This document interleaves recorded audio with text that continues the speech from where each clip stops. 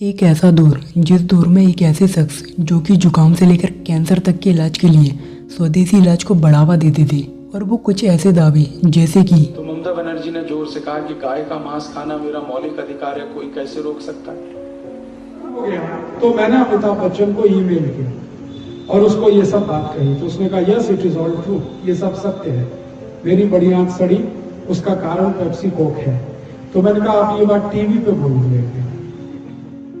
इस तरीके के तमाम दावे करने वाले उन शख्स का नाम था राजीव दीक्षित। लेकिन फिर मात्र 43 की उम्र में अचानक से उनकी मृत्यु हो गई। उनके समर्थक दावा करते हैं कि ये मौत नहीं हत्या थी।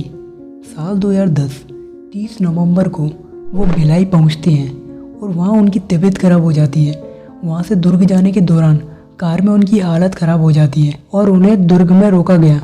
दिल का दौरा पड़ने पर उन्हें भिलाई के सरकारी हॉस्पिटल में भर्ती कराया गया और फिर वहां से अपोलो बीएसआर हॉस्पिटल शिफ्ट किया गया, जहां डॉक्टरों ने उन्हें डेड डिक्लेयर कर दिया। आदरणीय भाई राजीव जी, आप जहाँ भी जाएं ऐसी ही ज्योति जलाना और आपके अधूरे छोड़े हुए काम को हम जरूर पूरा करेंगे। उनके चाहने वाले कहते हैं कि राजीव जी यदि आज जिंदा होते तो भारत में स्वदेशी और आयुर्वेद का सबसे बड़ा ब्रांड बन चुके होते। नमस्कार दोस्तों, मेरा नाम है ऋषभ। टीएलएस के एक और एपिसोड में आपका स्वागत करता हूँ। 30 नवंबर 1967 को उत्तर प्रदेश के अलीगढ़ में जन्मे राजीव जी का बचपन घर की सांस्कृतिक वातावरण में बीता, जहाँ उनके परिवार ने भारतीय संस्कृति और गौ माता के प्रति गहरा प्रेम जताया। उनके पिताजी श्री राधेश्याम दीक्षित एक प्रख्यात विद्यालय में प्रधानाचार्य थे और उनके माता पिता ने उन्हें बचपन से ही भारतीय संस्कृति, भाषा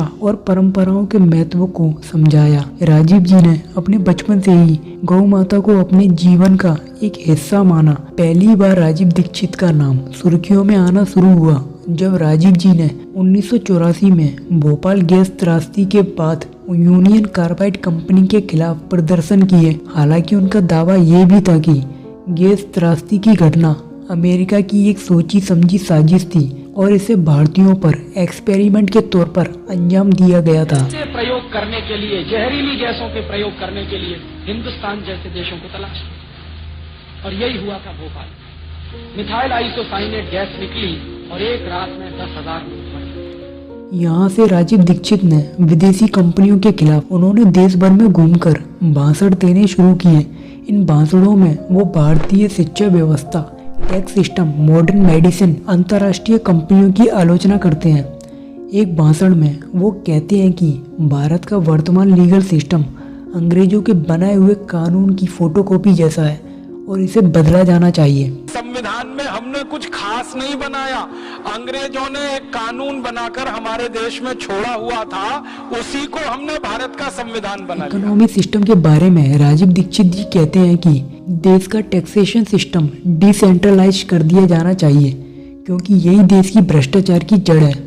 उनका दावा था कि देश का 80% टैक्स रेवेन्यू नेता और ब्यूरोक्रेट्स के हिस्से में जाता है। भारत के बजट सिस्टम को ब्रिटेन से प्रेरित बताने वाले राजीव 500 और 1000 के नोट बंद करने की सलाह देते थे। राजीव ने बाबा रामदेव के साथ मिलकर काम करना शुरू किया। रामदेव ने अब तक अपने योग शिविरों और पतंजलि योगपीठ के जरिए नाम कमाना शुरू कर दिया था। दोनों ने मिलकर काले धन के खिलाफ भारत में स्वाभिमान आंदोलन नाम की एक मुहिम शुरू की। 100% निश्चित है ये अभियान पूरी तरह से सफल होगा।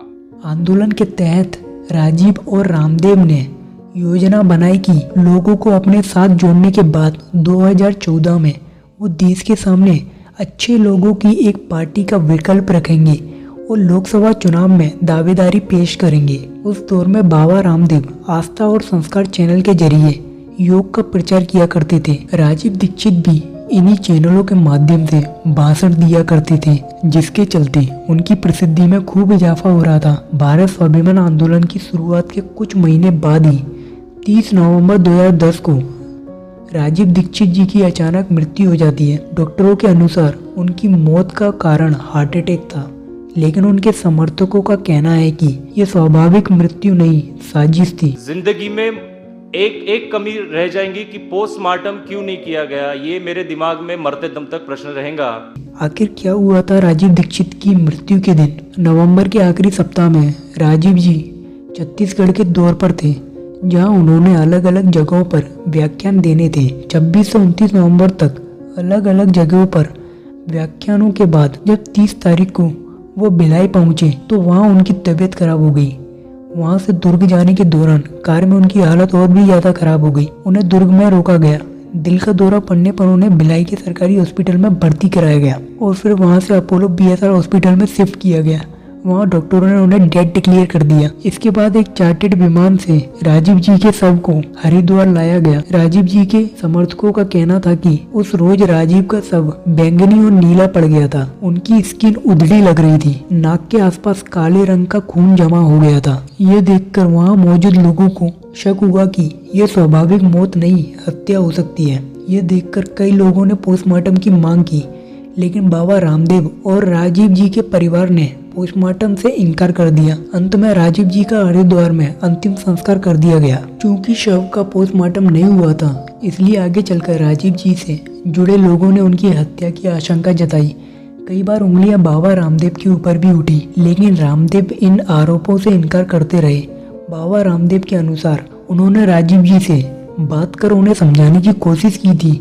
राजीव जी की तबीयत खराब थी, लेकिन वो एलोपैथी इलाज से इनकार कर रहे थे। एक मुद्दा ये भी उठा कि राजीव जी की बॉडी को वर्धा लाने की बजाय हरिद्वार में रामदेव के पतंजलि आश्रम क्यों लाया गया। गवर्नमेंट टू टाइकून किताब में राजीव जी की हत्या से जुड़े कई और सवालों को उठाया गया था। बाबा रामदेव इस किताब के खिलाफ कोर्ट में गए और दलील दी कि किताब में कई बातों से उनकी छवि को नुकसान हो सकता है। कोर्ट ने बाबा रामदेव के दावों को स्वीकार करते हुए किताब पर बैन लगा दिया। इसके बाद भी सालों तक राजीव समर्थकों ने उनकी मौत को षड्यंत्र माना। इसी के चलते साल 2019 में प्रधानमंत्री कार्यालय के द्वारा इस केस को दोबारा खोले जाने के निर्देश दिए गए, लेकिन राजीव की हत्या हुई थी या स्वाभाविक मृत्यु, इस सवाल का जवाब आज तक नहीं मिल पाया। राजीव दीक्षित जी के निधन के बाद भी उनका सामाजिक और सांस्कृतिक योगदान जिंदा है। उनके विचार आज भी लोगों को प्रभावित करते हैं और उनकी प्रवृत्तियों ने समाज में जागरूकता पैदा की। उनकी प्रवचन, लेख और कार्यक्रमों की वीडियो आज भी लोगों तक पहुंच रही है और उनकी यादों में लोग उनका सम्मान और आदर करते हैं। आज की वीडियो में बस इतना ही। ये वीडियो आपको कैसा लगा कमेंट करके जरूर बताना। ऐसे और शानदार एपिसोड देखने के लिए चैनल को सब्सक्राइब करके बेल आइकन को ऑन कर लेना। नमस्कार।